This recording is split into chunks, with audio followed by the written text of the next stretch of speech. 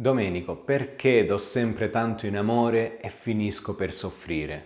Perché succede questo? Ecco, oggi all'interno di questo video voglio rispondere proprio a questa domanda.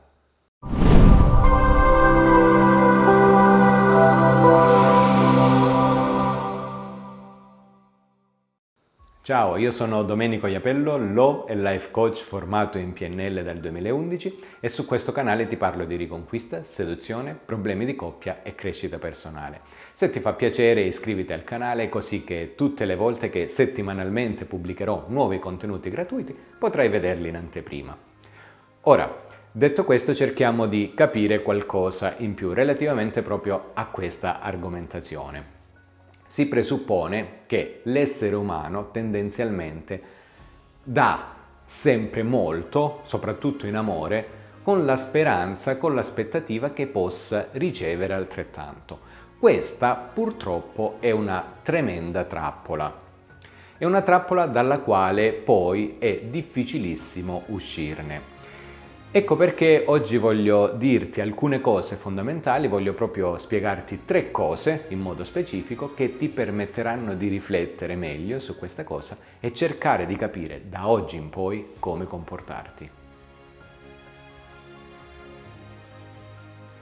Il primo motivo per il quale si dà tanto in amore e poi non si riceve nulla è perché in realtà hai dato troppo e a quel punto si è creato un disequilibrio emozionale.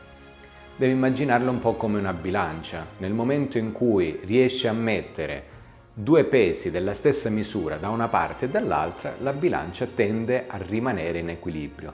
Nel momento in cui da una parte metti altri pesi, metti qualcos'altro, ok, la bilancia improvvisamente decade da una parte e si innalza dall'altra.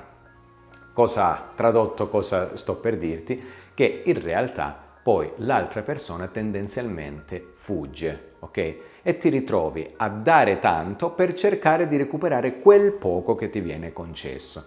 Questo è il primo motivo che dovrai prendere in considerazione. Carta e penna e scrivilo.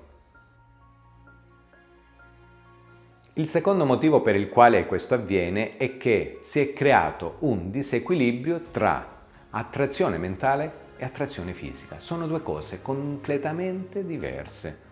Ora, io posso avere per una persona attrazione fisica. La nostra sessualità può essere straordinaria, stellare, ok?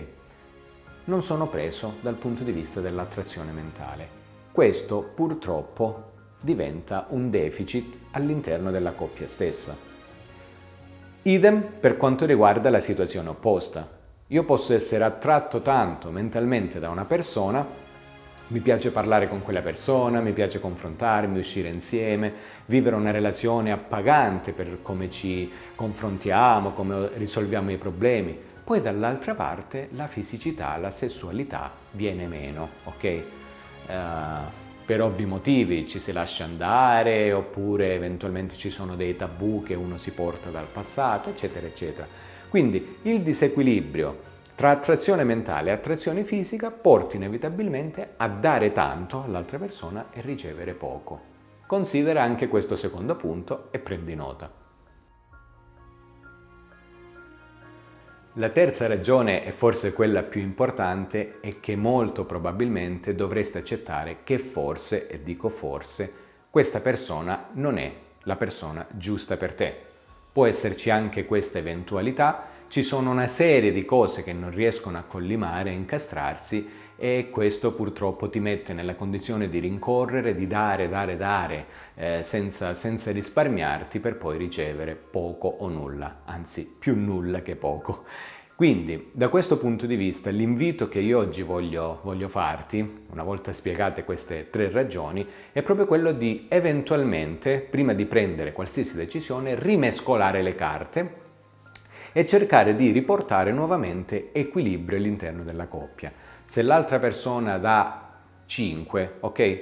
Tu non dare 6, dai 4,5, ok?